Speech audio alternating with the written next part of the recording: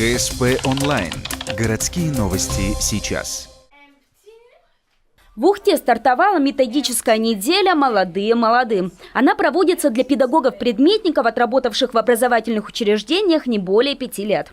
В рамках этой декады молодые специалисты проведут ряд открытых уроков, тем самым демонстрируя курирующему методисту свои навыки и делясь опытом со своими соратниками, такими же начинающими учителями. Попробовать себя в такой проверке не только на знания, но и на эмоциональную устойчивость решились 11 человек.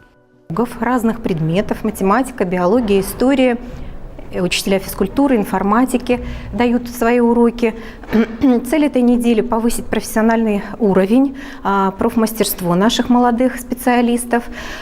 Следует отметить, что неделе предшествовала серьезная работа, и педагоги посещали семинар «Требования к современному уроку», рассматривали такие понятия, как системно-деятельный подход, метапредметные умения, современные образовательные технологии. Такая методическая неделя проходит в Ухте уже во 2-й раз в рамках большого проекта, посвященного развитию молодых педагогов.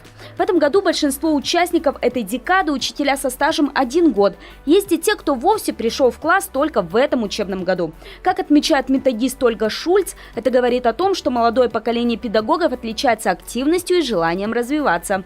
Несмотря на некоторые ошибки и волнения, они демонстрируют как творческий подход к созданию урока, так и любовь к детям. А в такой непростой профессии как раз это и является залогом успеха.